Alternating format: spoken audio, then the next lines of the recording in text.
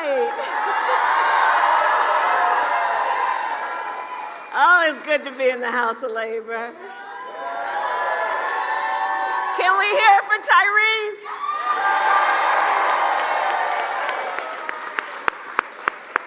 Tyrese, I want to thank you for your extraordinary leadership and all of your words and the heart and soul that you put into your work, like I know all the members of LIUNA and everyone here does every day, because we love our country and we know what is at stake. Thank you, Tyrese. Thank you. So it is so good to be with so many incredible leaders and elected officials who are here. Governor Whitmer was here earlier, Senator Stabenow. Your next United States Senator, Representative Elisa Slotkin. And I always want to thank Representatives Dingell. Where is she? There she is. Stevens, Stadiner, all of you for the work that you do every day. And to all the labor leaders who are here, I thank you all for your extraordinary work. Don't we love Labor Day? We love Labor Day. It's always been that way, right? The way we celebrate Labor Day is we know that hard work is good work. We know that when we organize, when we bring everyone together, it's a joyful moment where we are committed to doing the hard work of lifting up America's families. And I want to thank everyone here for that work and the way you do it every day, including General President Booker of the Laborers, President Fain of UAW, President Pringle of NEA, President Slevin of the Utility Workers, and President Weingarten of the AFT.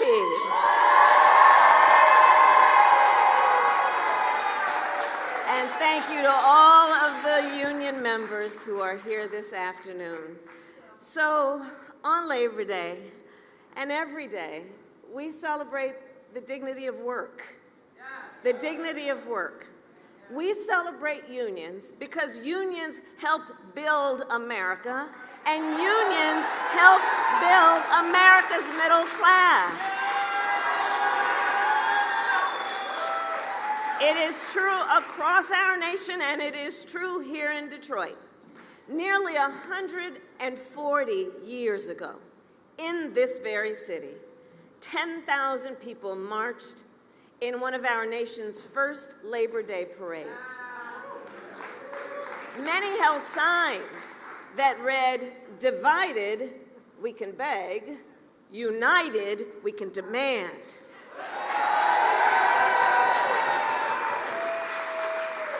For generations in Detroit and across our nation, the brothers and sisters of labor have stood together to righteously demand fair pay, better benefits, and safe working conditions. And let me say, every person in our nation has benefited from that work. Everywhere I go, I tell people, look, you may not be a union member, you better thank a union member for the 5-day work week. You better thank a union member for sick leave. You better thank a union member for paid leave. You better thank a union member for vacation time.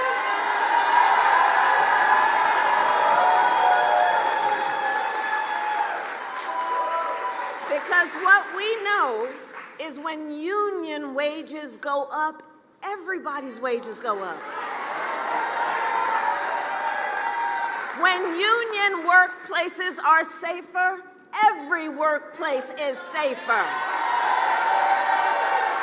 When unions are strong, America is strong. We know what we're talking about. The labor movement has always understood the power of the collective and the power of unity, the power of unity. And while we are fighting so much nonsense that is about trying to divide our country, trying to pull us apart. Look to what the history and the present of labor tells us about the power of the collective and unity. The spirit of that work, as much as the product of that work, is very telling and gives us really good lessons about what creates strength. And you know, many of you know my parents met while they were active in the civil rights movement. So when I was young, my parents, I see some young leaders here today. When I was young, my parents would take me to the meetings. I see our young leaders. And take me to the marches. I was in a stroller. And from a very young age, I learned that when people stand together, when we join voices, knowing that the vast majority of us have so much more in common than what separates us, when we join those voices, we can drive extraordinary change, which is why I believe in my heart and soul, no one should ever be made to fight alone. We are all in this together. We are all in this together. But I'll tell you, I think that there has been a certain backward-thinking approach over the last several years, which is to suggest, them folks, to suggest that the measure of the strength of a leader is based on who you beat down, instead of what we know, the true measure of the strength of a leader is based on who you lift up. Who you lift up. That's the measure of the strength of a leader. Let's stop with the nonsense. And in this election, we all here know there are two very different visions for our nation. Ours focused on the future, the other focused on... Let's just get through the next 64 days. How about that?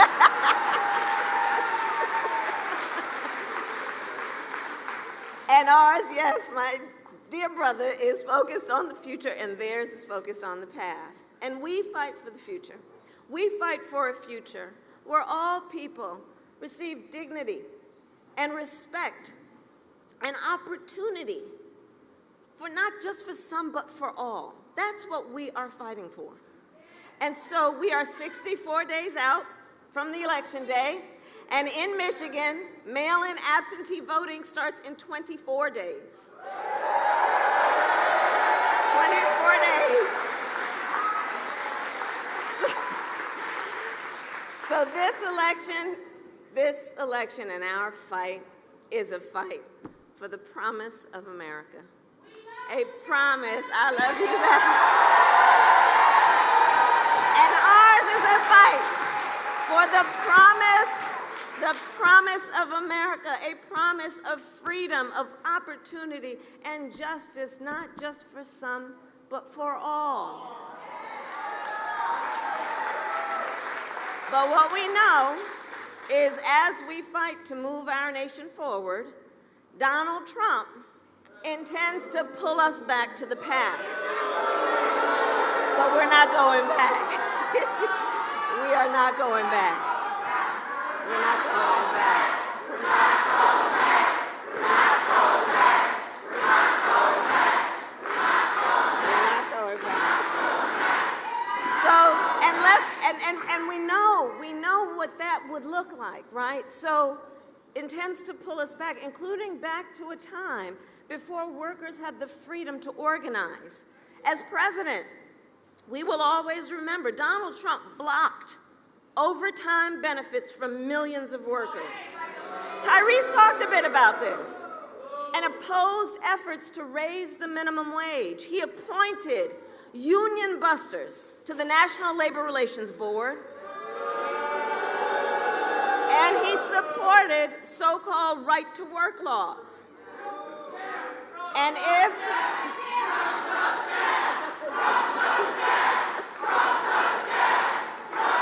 Well, here's the thing.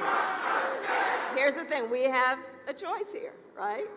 And we're not going back, because we also know that if Donald Trump were reelected, he intends to give tax cuts to billionaires and big corporations. He intends to cut Social Security and Medicare.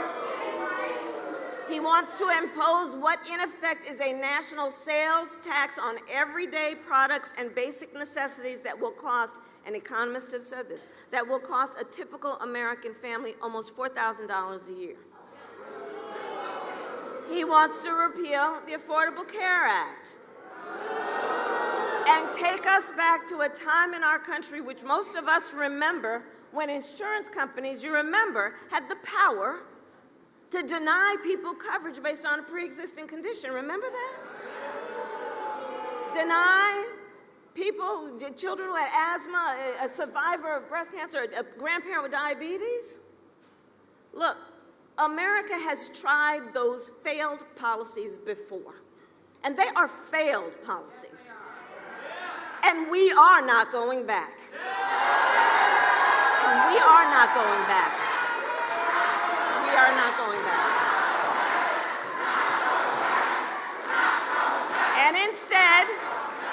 And instead, we fight for a future where no person has to go broke just because they got sick.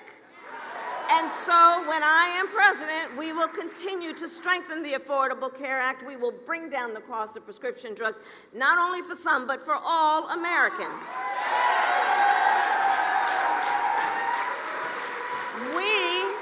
We fight for a future where every worker has the freedom to organize. And so when I am president, we will pass the PRO Act and end union busting once and for all.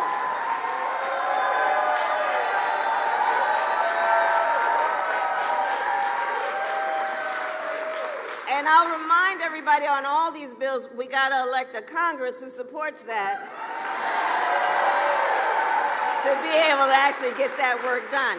We fight for a future where every person has the opportunity not just to get by, but to get ahead. And so when I am president, we will continue to build what I call an opportunity economy, so that every American has an opportunity to own a home, to start a business, to build intergenerational wealth for their family. We fight for a future where every senior can retire with dignity. And so when I am president, we will continue to defend Social Security, Medicare, and pensions, just like we have done.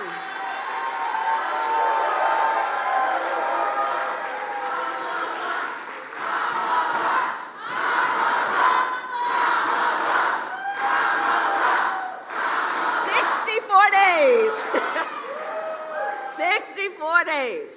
The most important election of our lives, and probably one of the most important in the life of our nation. And here's what I'd say to all the brothers and sisters assembled.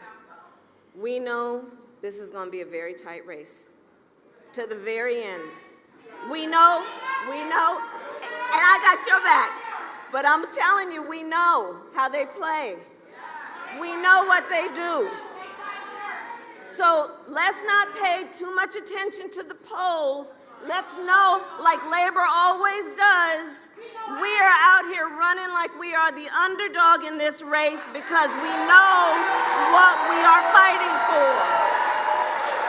We know what we stand for, and that's why we know what we fight for.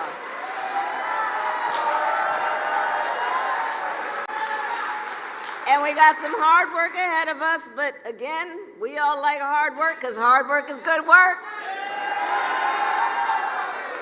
And to do that hard work, I'm going to count on everyone here, all the leaders here, for your work, for your organizing, knocking on doors, and getting folks to the polls. Because put bluntly, Michigan, y'all know how to win. You know how to win. You know how to win. So today I ask Detroit, Michigan, are you ready to have your voices heard? Do we believe in freedom?